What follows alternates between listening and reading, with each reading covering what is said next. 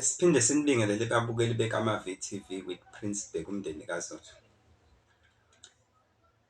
Ngake ngakhuluma ngendaba kaShembe la ngelinye ilanga. Namuhla ngithi angiphinde ngizokhuluma ngixwayisa abantu ngendaba yale nkonzo kaJulayi.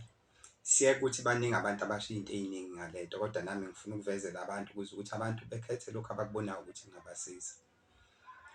Enye into ebalulekile abantu abangeze bangayinaka uma ngabe kuyiwa enkonzweni yakaShembe le kaJulayi.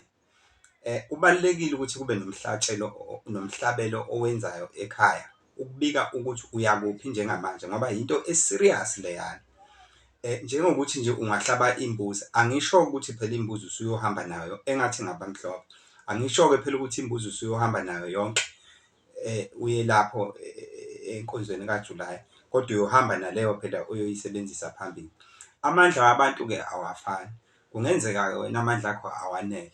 Nenkukhu ivumelekile ungayihlaba njengoba uye uboneke nje abantu abaningi bephethe iy'nkukhu, futhi akukaleli ukuthi zibe ngaki, kodwa nje just ukuthi kube nomphefumulo nomhlatshelo owenziwayo. Uriphothe la uriphotha khona uma ngabe wenza izinto ukuze umenze kube lula umsebenzi kaShembe ukuthi ekunqobele iy'nkinga zakho ney'ngqinamba uma ekhuluma nawe laphana esekunika isibusiso, ngoba usuke vese uhamba nabo abantu bakini, vele kade uba-invite-ile. Nawe uyazi-ke abantu bakini abakushiyi noma ukuphi, kodwa uyayi-understand-a ukuthi bakhona wena ubungabamemile. Uyazi-ke nawe uye wenze njani uma ngabe usemcimbini ongamenywanga kuwe, indlela oyoy'phathe ngayo awufani nomuntu osemcimbini omenyiwe. Enye into futhi abantu engifuna ukubaxwayisa ngayo, yekani lento ukuthi nihambe nona imizi yabantu noma nona abantu mase nithembele ukuthi nizogijima niye kuShembe niyocela khona usizo, mase ekugcineni nikhala ngokuthi hhayi lento kaShembe ngathi ayisebenzi noma wena ayikusebenzelanga, kanti wena owenze izinto ey'-wrong ngamabomu. Njengokuthi uthi emsebenzini nje uphambane ne-job description noma nemiyalelo yasemsebenzini, musufika ngokuthi wena ngoba ukholwa kaShembe noma uyiNazaretha uzogijima uyocela kubaba uShembe. UShembe ubona emfihlakaleni.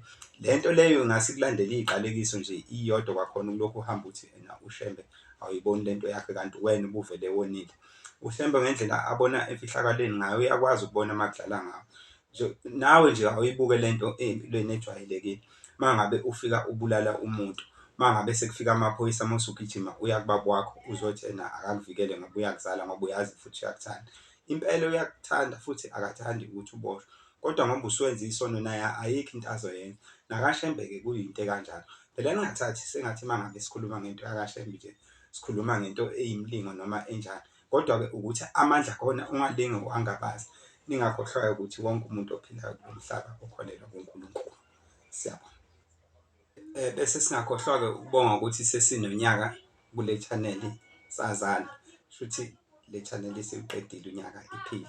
Sesingasho-ke kuyona ukuthi happy birthday to Kamavi TV with Prince Bheka umndeni kaZola.